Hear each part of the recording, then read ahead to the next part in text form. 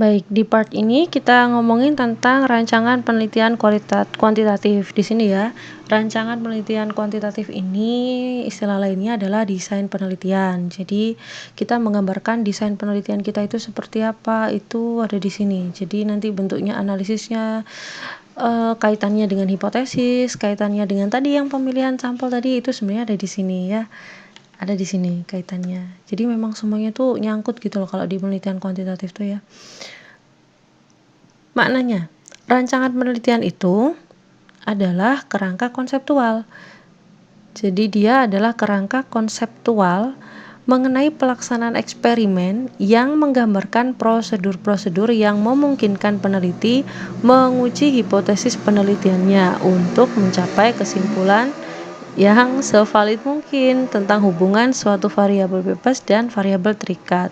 Jadi istilahnya dia kerangka konseptual itu garis besarnya kayak rancangannya kita, bagaimana nanti menjalankan penelitian ini gitu. Bagaimana nanti menganalisis datanya, bagaimana nanti mengubah data, bagaimana tadi memasukkan data dan mengelompokkannya, kemudian menggunakan analisis apa dan seterusnya itu ada di sini nanti ya, gitu. Rancangan penelitian eksperimen berkaitan dengan bagaimana teknik pemilihan sampel, bagaimana variabel-variabel dimanipulasi, bagaimana observasi dilakukan, bagaimana teknik analisis statistik yang nantinya akan digunakan untuk menginterpretasikan hubungan antara variabel. Jadi memang menyusun bagian rancangan penelitian eksperimen ini yang memang harus berhati-hati gitu. Harus berhati-hati gitu ya. Pemilihan satu jenis penelitian didasarkan pada tujuan eksperimen, tipe-tipe variabel yang dimanipulasi, faktor-faktor ini mestinya pemilihan jenis rancangan penelitian ya. Faktor-faktor atau kondisi yang membatasi penanganan eksperimen itu sendiri. Jadi memang perenungannya bagian rancangan penelitian ini agak lama. Kenapa? Karena memang harus bolak-balik kita ya, menyesuaikan dengan hipotesis, menyesuaikan dengan sampel, menyesuaikan dengan apa yang mau diteliti, menyesuaikan variabelnya, menyesuaikan kesanggupan peneliti dan macam-macamnya gitu ya.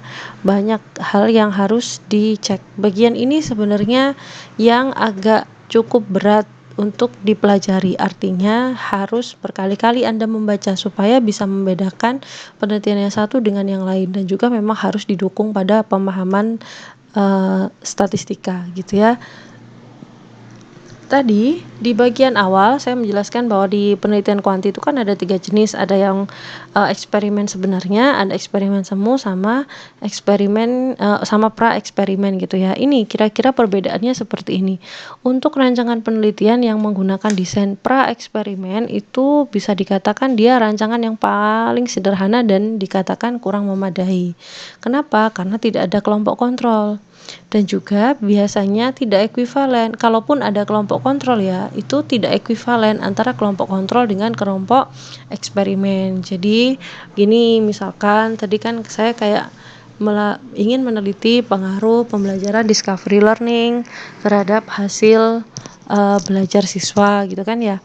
Nah di situ kalau rancangan pra eksperimen itu saya hanya punya satu kelas saja yang saya teliti gitu. Jadi kelas itu langsung saya ajar menggunakan model pembelajaran discovery learning.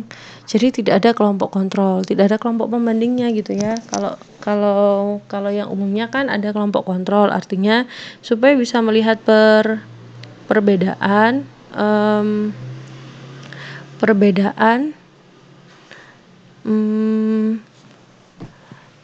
supaya tidak ada perbedaan itu supaya tidak ada yang bias, itu kita melihatnya membandingkan antara kelompok kontrol dengan kelompok eksperimen. Yang satu dilakukan model pembelajaran discovery learning, yang satu enggak, yang satu lainnya gitu, beda. Biasanya yang tidak diberikan intervensi, jadi kelasnya pengajar biasa gitu misalkan. Kalau di sini di rancangan pra eksperimen ini enggak ada kelompok kontrolnya gitu, maka dia dikatakan lemah gitu ya, kurang memadai. Kalaupun ada kelompok kontrol, itu biasanya dia tidak ekuivalen. Jadi tidak ekuivalen itu gimana ya, nilainya tidak ekuivalen, bisa jadi siswanya tidak sama atau kondisinya banyak yang tidak seimbang gitu dan seterusnya gitu ya. Ada juga yang kita sebut sebagai rancangan semu. rancangan eksperimen semu ini dia agak lebih baik daripada rancangan yang pra-eksperimen tadi karena ada kelompok kontrol. Umumnya ekuivalensi antara kelompok eksperimen dan kelompok kontrol tidak ada. Jadi sebenarnya di sini sudah ada kelompok kontrol, tapi masih belum ekuivalen gitu kasarnya ya. Jadi masih eksperimen semu karena masih ada beberapa kondisi yang belum terpenuhi gitu ya. Nah, terus eksperimen yang sebenarnya seperti apa? Nah, ini prinsip ekuivalensinya dipenuhi melalui pemilihan acak dan dilakukan pengendalian. Artinya benar-benar dikontrol banget. Kalau memang dilakukan eksperimen itu satunya harus begini, satunya harus begitu. Banyak sampelnya sama, misalkan kalau siswanya 30 gitu. Di sini ini yang berat. Kalau dosen saya dulu berpesan seperti ini, kalau kamu mau melakukan penelitian eksperimen yang paling bagus, maka harus benar-benar seimbang. Misal kelas kontrol 30 anak, kelas eksperimen juga isinya 30 anak. Pada saat penelitian, kelas kontrol itu masuknya materinya jam 7 pagi. Ya, kelas eksperimen juga harus dalam keadaan jam 7 pagi supaya meminimalisir perbedaan. Misalkan ruang kelasnya ukurannya tidak sama, itu nanti bisa ngaruh juga gitu. Dan macam-macam lainnya, bahkan sampai hal yang detail diperhatikan gitu ya. Jadi harus benar-benar diupayakan sesama mungkin. Yang menjadi pembeda hanyalah intervensi yang dilakukan itu tadi, yaitu model pembelajarannya itu tak yang beda gitu. Lainnya harus sebenarnya sama persis. Kemampuan anaknya rata-rata juga harus sama dan seterusnya gitu. Maka dikatakan di situ jenis rancangan ini sebenarnya dalam pendidikan cukup sulit dilakukan gitu karena berhadapan dengan manusia bukan benda mati seperti di lab gitu. Jadi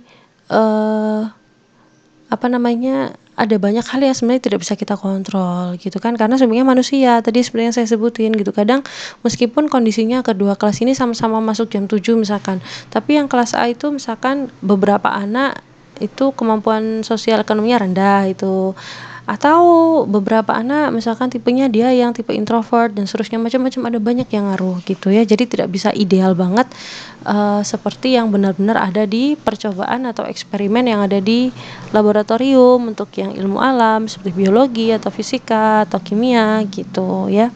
Jadi masih ada kelemahan dalam validitas eksternal. Apa itu validitas eksternal? Nanti di bagian akhir ada validitas ya, bahas tentang validitas. Nah, di sini ini kalau kita bongkar ya satu persatu rancangan pra-eksperimen itu kalau digambarkan kira-kira seperti ini. Ini rancangan yang pra-eksperimen.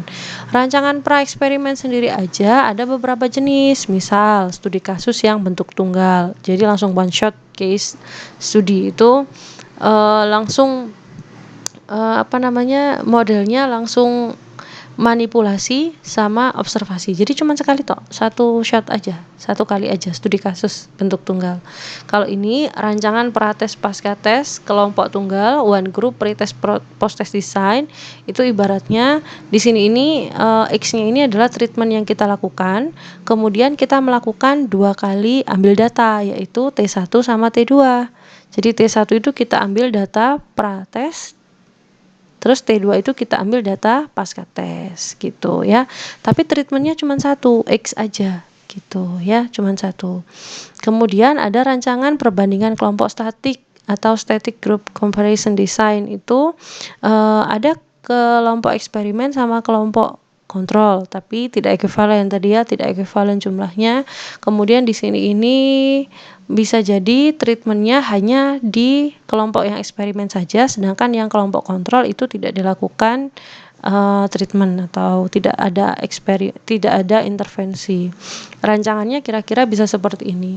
Kalau Anda menuliskan penelitian, setelah menuliskan kami menggunakan di sini peneliti menggunakan rancangan eksperimen dengan bentuk one group pretest post test design, maka ikut yang ini nanti modelnya gitu ya. Jadi nanti ini mempengaruhi, berarti nanti Anda ambil data 2 kali tapi dalam satu kelompok aja gitu, misalkan dalam satu kelompok. Kalau ini ada 2 kelompok berarti saya harus pilih sampelnya dari 2 kelompok gitu dan seterusnya.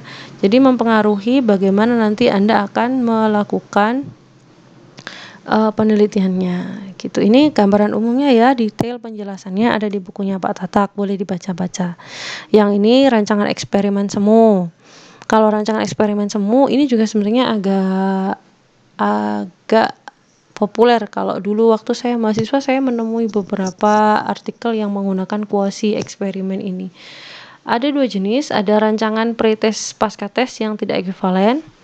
Ada juga rancangan prates pasca tes pada kelompok tunggal yang materinya ekuivalen. Jadi ekuivalennya di materinya. Ini sekarang kayaknya kalau di yang belakangan ini tidak, beberapa kali saya tidak ketemu, tapi ya masih populer juga sebenarnya. Di sini ini, nah ini sebenarnya kelompoknya itu ada kelompok eksperimen, ada kelompok kontrol, tapi juga melibatkan pretest post-test. Jadi ada pretest post-testnya, ambilnya 2 kali. Yang kelompok yang kedua ini, yang bagian kedua, baris kedua ini berarti tidak diberikan treatment. Tidak diberikan treatment, kelompok yang pertama diberikan treatment.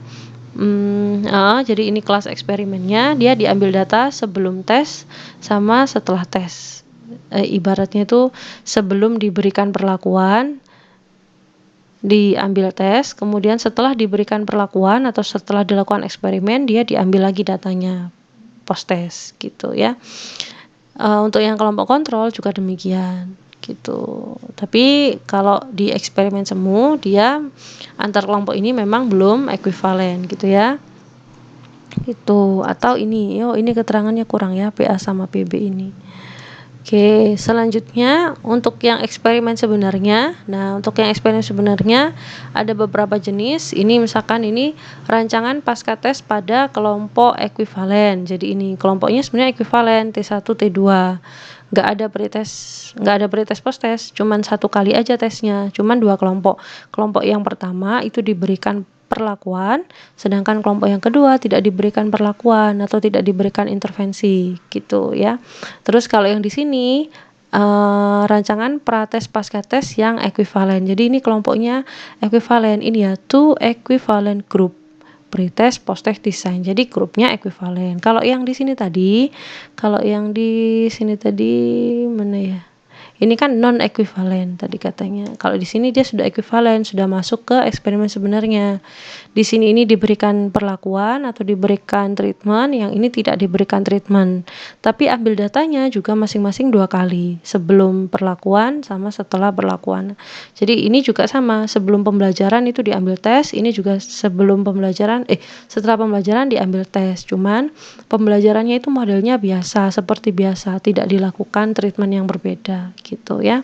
Ada juga ini rancangan faktorial, ada variabel atribut, variabel eksperimen, cuman ini tidak banyak digunakan, atau barangkali saya memang yang belum ketemu ya. Kalau Anda ketemu jurnal yang bentuknya rancangannya pakai faktorial seperti ini, boleh nanti di-share ya. Jadi itu sekilas beberapa rancangan eksperimen yang populer digunakan atau yang sering digunakan. Biasanya yang cukup sering itu ini ya. Jadi grupnya ekuivalen, kemudian ada perlakuan sama tidak ada perlakuan. Ambil tesnya cukup 1 kali di masing-masing kelompok. Kalau yang populer lagi ini juga bagus, post test sama pretest. Biasanya kalau kita mau lihat peningkatan gitu atau melihat perbedaan, itu kadang kita memerlukan pretest post test gitu. Bisa juga ini yang eksperimen semu ini kalau kelompoknya memang tidak bisa ekuivalen, tapi tetap ada kelompok kontrol sama kelompok eksperimen, itu biasanya ambil ini juga gitu ya. Nanti ini akan sambil Anda sering kalau Anda sering membaca jurnal penelitian penelitian kuantitatif, nanti akan sering ketemu bagian ini.